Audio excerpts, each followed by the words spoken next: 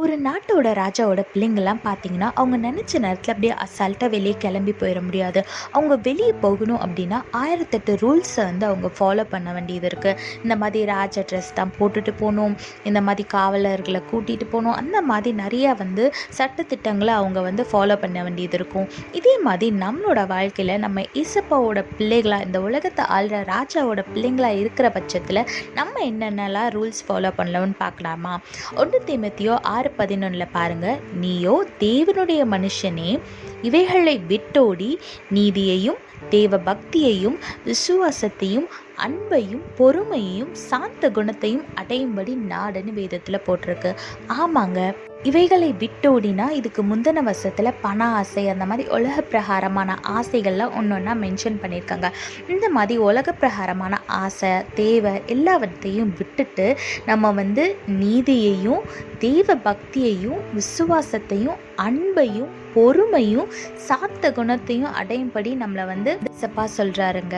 ஒரு சாதாரண நாட்டை ஆள்ற ராஜாவோட பிள்ளைங்களே இவ்வளோ ரூல்ஸை ஃபாலோ பண்ணுறாங்க, அவ்வளோ ராயலாக வாழ்கிறாங்க அப்படின்னா இந்த உலகத்தையே ஆள்ற ராஜாவோட பிள்ளைங்க நம்மளும் ஒரு சில ரூல்ஸை வந்து ஃபாலோ பண்ணணும்ல. அதனால நம்மளால முடிஞ்ச அளவு உண்மையாக நடந்துப்போம், ஏசப்பாவை வந்து இன்னும் பற்றி நடப்போம், விசுவாசத்தில் நிலைத்திருக்கணும், முடிஞ்ச அளவு எல்லார் இடத்துலையும் அன்பாக இருக்கணும், பொறுமையாக சாந்தமாக இருக்கணும். இப்படியெல்லாம் நம்மளால் இருக்க முடியல அப்படின்னா நம்ம ஏசப்பா கிட்ட கேட்டால் ஏசப்பா நிச்சயமாக நம்மளுக்கு ஹெல்ப் பண்ணுவார். அதனால் உங்களால் முடிஞ்ச அளவு ஏசப்பாவை போல் நடக்க ட்ரை பண்ணுங்கள். முடியாத பட்சத்தில் ஏசப்பாட்ட கேட்டால் ஏசப்பா உதவுவார். ஆனால் ஏசப்பாவை மட்டும் விட்டு விலகிறாதீங்க, அவரை இறுக்கமாக பற்றி கொள்ளுங்க.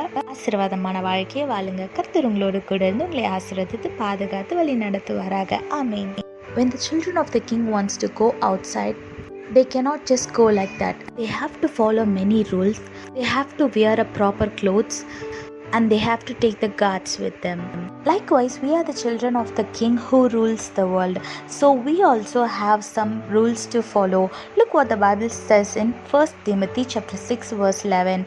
But you, man of God, flee from all this and pursue righteousness, godliness, faith, love, endurance and gentleness. Yes, we have to flee away from all the worldly pleasures and all the worldly needs, and we have to concentrate on righteousness, godliness, faith, love, endurance and gentleness. So try to follow all this. When you're finding it difficult to follow, ask our God and He will help you and guide you. Hold on to our Lord tightly and live a blessed life. God bless you all. Have a blessed day. Amen.